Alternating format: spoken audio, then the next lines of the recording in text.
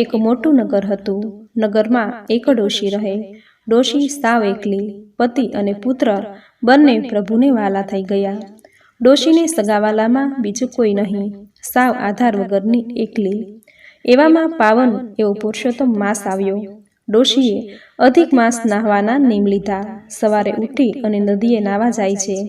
સૌની સાથે કાંઠા ગોરમાની પૂજા કરે છે, વાર્તા સાંભળે છે અને ગીત ગાતા ગાતા સૌની સાથે દેવ દર્શન કરતા કરતા ઘરે પાછા આવે છે. પછી રસોઈ બનાવે અને એક ટાણું કરે. પછી હરિગીત ગાતા ગાતા ભગવાનનું નામ સ્મરણ કરતા આખો દિવસ મોતી પરોવે. સરસ મજાની કંકાવટી ભરે, ભાત ભાતની ભાત્યું પાડે, ઈંઢોણી ભરે, સોપારી બનાવે, બેડાને મોતીડે ગૂંથે. આમ 2 પૈસાનું કામે કરતા જાય. આમાં એક દિવસ ડોશી રસોઈ બનાવતા દાઝી ગયા. હથેળીમાં મોટો મસ્ત જામફળ જેવડો ફોલ્લો થઈ ગયો. રસોઈ અધૂરી રહી. એને ઉપવાસ થયો. ત્યારે ડોશીને હૈયામાં બહુ લાગી આવ્યું કે હે ભગવાન, એકલી પડી ગઈ છું. આથી જ્યાં સુધી હાથનો પરફોલો મટે નહીં ત્યાં સુધી મારાથી મોતી પરોવાશે નહીં, રંધાશે નહીં.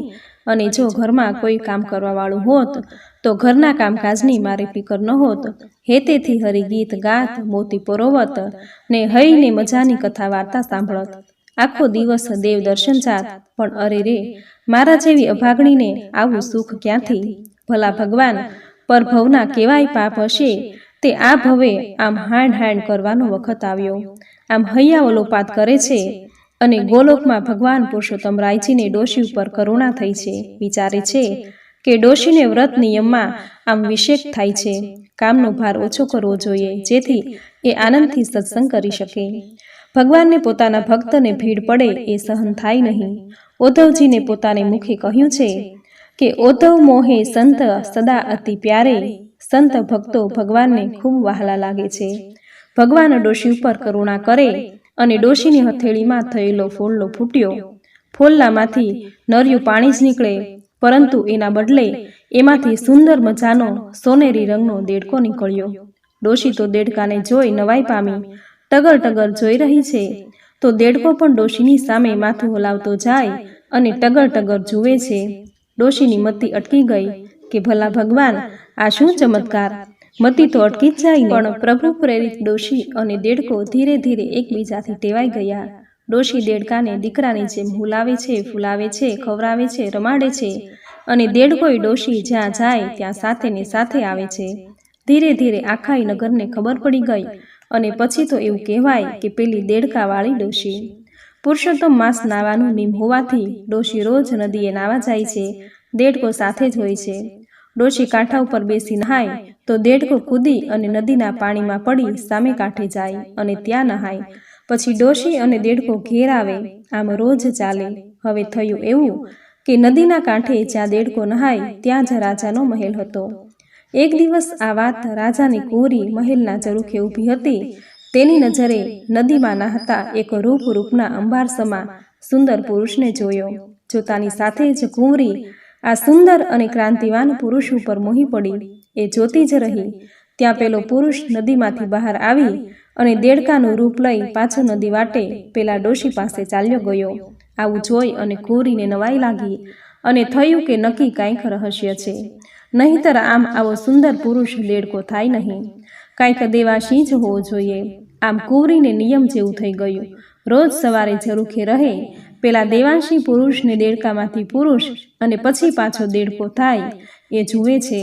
જેમ તેમ દિવસો થતા ગયા તેમ તેમ કુંવરીનો નિર્ણય દ્રઢ થતો ગયો કે પરણું તો બસ આ દેવાંશી પુરુષને જ, અને નહીંતર જગતના તમામ પુરુષ મારા માટે બાપ સમાન છે. રાજા રાણીને પણ કુંવરી ઉંમરલાયક થઈ હોવાથી એને વળાવવાની ચિંતા પણ કોઈ યોગ્ય વરની શોધ ચાલુ જ હતી. આ વાતની કુંવરીને ખબર પડી કે તુરંત જ પોતાની બહેનપણી જેવી એક દાસી મારફત રાજા રાણીને કહેવડાવ્યું કે પરણું તો પેલી ડોશીના દેડકા સાથે, નહીંતર બીજા ભાઈને બાપ. દીકરીની આવી વાત જાણતા જ રાજા રાણીને ચિંતા થવા લાગી. કુંવરીને ઘણી સમજાવી પરંતુ માની નહીં. રાજાને થયું કે આમ દેડકા સાથે કુંવરી પરણવાની જીદ લઈને બેઠી છે. દીકરી કેમે કરીને માનતી નથી.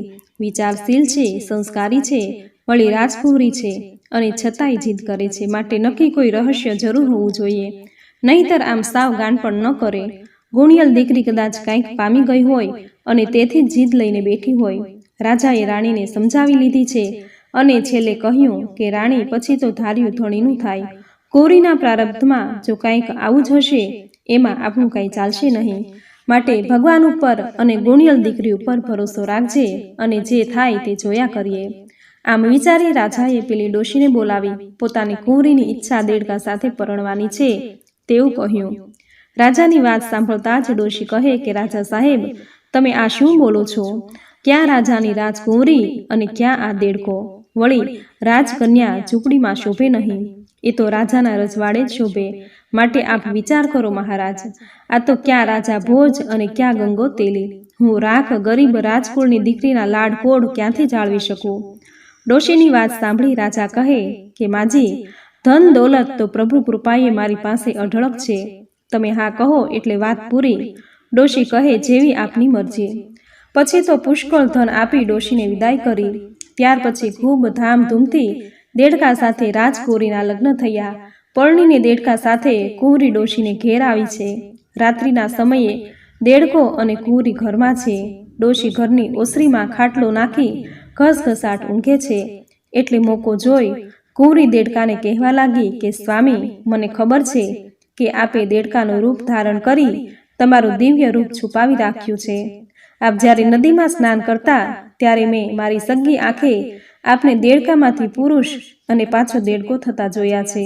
માટે હવે દેડકાનું રૂપ છોડી આપના અસલ સ્વરૂપે પ્રગટ થાવ. દેડકો કુંવરીની વાત સાંભળીને કહે છે કે હે કુંવરી, તે આમાંય સુખ અને સહાયની વચ્ચે પણ ભક્તિભાવથી મારું વ્રત કર્યું, અધિકમાં સ્નાન કર્યું, એટલે હું પ્રસન્ન છું અને તેથી જ તારી ઈચ્છા પૂર્ણ થઈ છે. પરંતુ તમારે હવે ધીરજ ધરી તમારા માતા પિતાને કહો કે મહાયજ્ઞ કરે, ત્યારબાદ હું આપનો સ્વીકાર કરીશ. કુંવરીએ રાજાને બધી વાત કરી છે. રાજા રાણીના આનંદનો પાર નથી. ઘડી નાય વિલંબ વિના મહાયજ્ઞ કરાવ્યો છે. ખૂબ દાન પુણ્ય કર્યા. ભગવાન પુરુષોત્તમ આથી પ્રસન્ન થયા છે. દેડકાનું રૂપ છોડી ભગવાન પ્રગટ થયા છે. ચારેય કોર જય જયકાર થયો છે. આકાશમાંથી પુષ્પોની વૃષ્ટિ થઈ છે. જય હો એવો જય જયકાર થયો છે. રાજકુંવરી પ્રભુના ચરણે પડી છે. ભગવાન પુરુષોત્તમ રાયે કુંવરીનો સ્વીકાર કર્યો છે. આનંદ મંગળ વર્તાયો છે. ડોશી તો ખુશીની મારી ગાંડી ઘેલી થઈ ગઈ છે. તેને અપાર આનંદ થયો છે. હે વહાલા પુરુષોત્તમ ભગવાન, તમે જેવા ડોશીને રાજકુંવરીને ફળ્યા તેવા સૌને ફળજો. તમારું આ વ્રત કરનારને, વ્રતની કથા વાંચનારને, સાંભળનારને, કહેનારને સૌને ફળજો. સૌની મનોકામના પૂર્ણ કરજો.